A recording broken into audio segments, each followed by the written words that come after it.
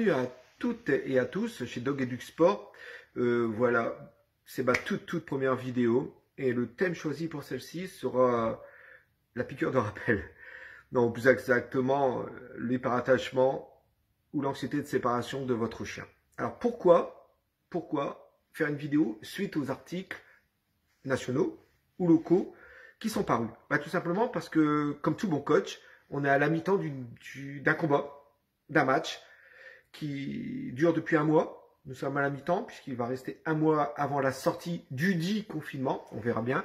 Donc, comme tout bon coach et comme tout coach se respecte, petite piqûre de rappel, consigne pour gagner ce fameux match qui est l'hyperattachement ou l'anxiété de séparation de votre chien. En quoi consiste cet hyperattachement et en quoi consiste cette anxiété de séparation? Alors tout simplement, ça va se caractériser en fait par le fait que le chien, lui, va devenir anormalement nerveux. Il présentera des signes de détresse quand il se séparé de vous, ses maîtres. Alors, ce trouble, on le rencontre déjà assez souvent chez des chiens que je dis de grand-mère, en fait. Des chiens chouchoutés, des chiens, oh, mon petit garçon, mon petit gamin, nanana, mon petit amour et autres. J'en passe des vertes et des pas mûres. Non.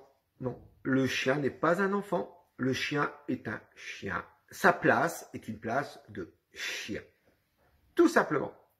Alors, tout ça, ça va se caractériser par le fait que lorsque vous allez partir de chez vous, cette anxiété de séparation va apparaître due à l'hyperattachement de ce confinement. Alors, ça va se caractériser en fait par le fait que le chien, lui, va faire des va-et-vient sans cesse autour de vous, va peut-être vous mordiller les bas de pantalon, ce qui arrive et ce qui est assez fréquent, et ensuite va arriver les aboiements et les gémissements. Ces gémissements, ces hurlements et ces aboiements vont vous accompagner aussi quand vous allez descendre les escaliers, partir de chez vous, claquer la porte, passer dans votre jardin, vous allez l'entendre. Mais si vous l'entendez, vos voisins l'entendent. Et c'est le début des ennuis. Puisque une des premières plaintes posées à l'encontre de vos animaux, ce sont le bruit, les aboiements. Voilà, c'est le début des ennuis. Alors, pour cela, en fait, il va falloir mettre des règles que je vais vous expliquer dans quelques instants. Voilà. Mais pour l'instant, il faut savoir que sous l'influence de cette anxiété, dont sont victimes vos chiens bien entendu, il y aura des émissions de sel qui auront été déposées dans toutes les parties de votre habitation. Ça va être la première cause. La deuxième, on le connaît tous, hein, c'est les fameuses vidéos qu'on voit sur de multiples supports qui nous font sourire, mais en fait qui sont assez dramatiques.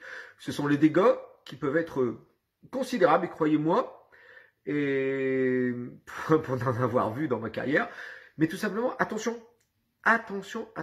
et là je vais mettre un gros bémol, ne disputez pas votre chien à votre retour.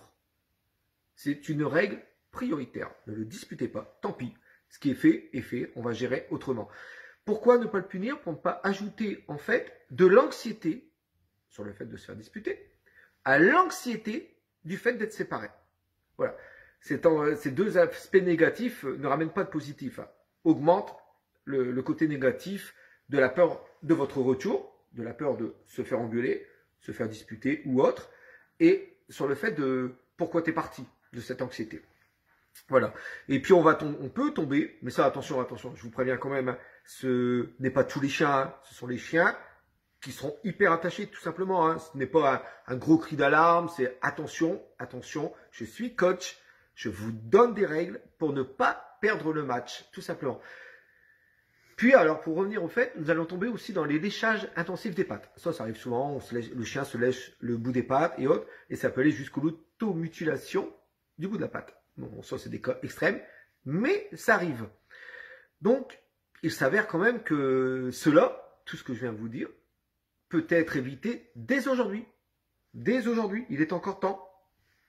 Il y a un mois, ça aurait pu être fait, et encore plus longtemps dans le passé pour d'autres qui m'envoient en ce moment des messages, des mails ou autres, qui m'interpellent énormément. C'est pour ça aussi que je vous fais une petite piqûre de rappel. Donc, comment gérer cet attachement et cette anxiété de séparation qui va en découdre? Et bien, tout simplement en limitant les démonstrations d'affection. C'est-à-dire ne pas le caresser quand le chien le désire. Au contraire. Bien au contraire.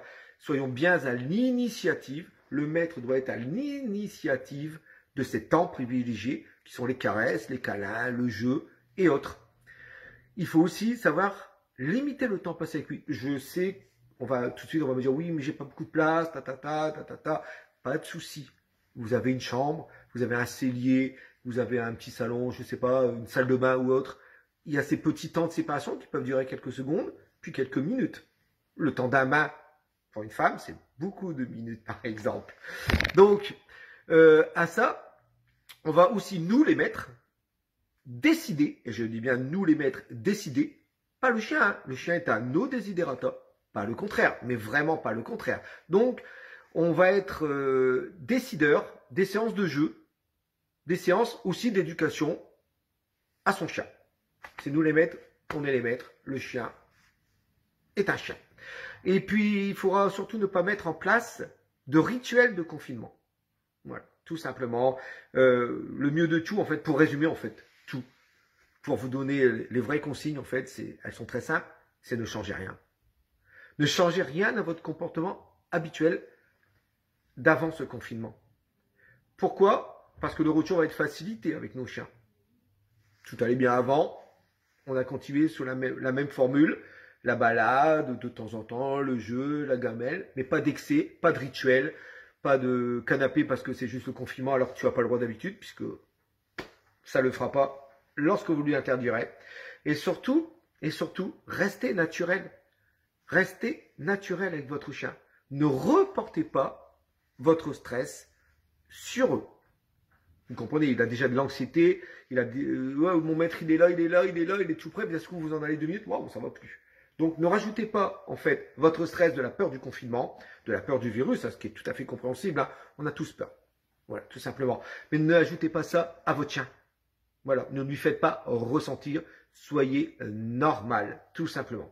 Il faudra donc trouver un équilibre entre l'affection que vous portez à votre animal et un attachement trop important dû à ce confinement. Voilà. Il suffit de bien trouver la balance. Elle est facile, hein. Elle est facile en fait. Soyez vous-même. Voilà. Si vous voulez d'autres conseils, je reste à votre disposition. Ça, tout le monde le sait, bien entendu. Et pourquoi aussi cette vidéo? Pour une raison toute simple. On est tous au courant, et moi le premier d'ailleurs, que la LPA est débordée. Que les refuges en général sont débordés. Et je passerai par cette petite vidéo pour dire merci d'ailleurs à tous les intervenants.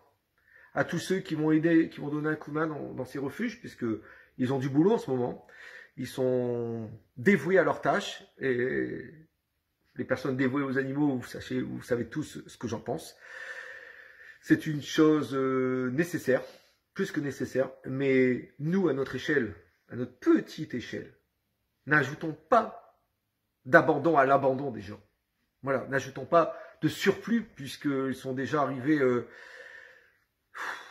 ils sont déjà arrivés bien haut dans les abandons. Donc, non, ne rajoutez pas, faites le nécessaire, soyez vous-même, faites attention, soyez de vrais maîtres, soyez des maîtres en fait qui favorisent l'équilibre et l'indépendance des chiens. Voilà. Puisque ce problème d'hyperattachement, il est juste généré par nous. Hein. C'est juste nous, le maître, qui avons créé cette maladie. Hein. Elle n'existe pas dans les meutes de chiens, cette maladie. Hein. Voilà, cet hyperattachement n'existe pas. Hein. C'est nous qui lui donnons cette forme de maladie à nos chiens. Donc, faisons attention et vos toutous en seront reconnaissants. Sur ce, je vous souhaite une bonne continuation dans votre confinement. Faites attention à vous, et à votre famille surtout. Caresse à vos toutous, ça coule de source, bien entendu, si vous me connaissez. Ensuite, on va bientôt se revoir, j'espère. Sur ce, restez bien chez vous, restez bien confinés et à bientôt. À bientôt.